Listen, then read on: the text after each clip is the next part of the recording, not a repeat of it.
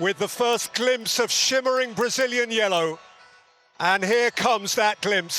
And বড় মঞ্চ, প্রতিপক্ষ টুর্নামেন্টের সবচেয়ে সফল দল ব্রাজিল, যাদের নামের সাথে জুড়ে আছে বর্ণাঢ্য ইতিহাস। সেই ইতিহাসকে চ্যালেঞ্জ জানিয়ে নিউ জার্সির মেটলাইফ স্টেডিয়ামে প্রথম ম্যাচে দুর্দান্ত এক লড়াই উপহার দিল গতবারের সেমিফাইনালিস্ট মরক্কো।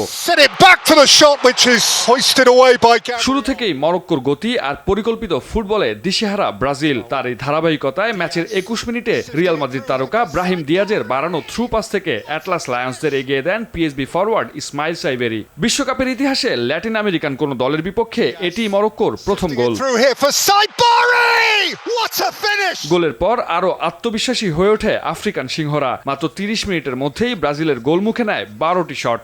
লাইভ বয় কিনে কল দাও টোল ফ্রি নম্বরে আর এক নিঃশ্বাসে গোল বলে জিতে নাও ফিফা বিশ্বকাপ 2026 এর এক্সক্লুসিভ পুরস্কার। in the end rather dragged. তবে প্রথমার্ধের 41 মিনিটে ম্যাচে ফেরে সেলেসাওরা। ব্রুনো গিমারেসের পাস থেকে ডান পায়ের দুর্দান্ত কার্ভ শটে গোলকিপার ইয়াসিন বুনোকে পরাস্ত করে দলকে সমতায় ফেরান ভিনিসিয়াস জুনিয়র। বিরতির পর বল পায়ে আধিপত্য দেখায় ব্রাজিল, তবে লুকাস পাকেতা ও রাফিনিয়াদের সামনে সুযোগ এলেও তা কাজে লাগাতে পারেননি কেউই। শেষ পর্যন্ত 1-1 গোলের সমতায় শেষ হয় ম্যাচ।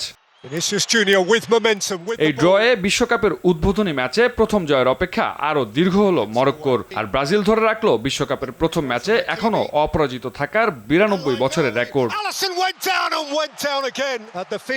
মুমসাদ দিনুরি, RTV।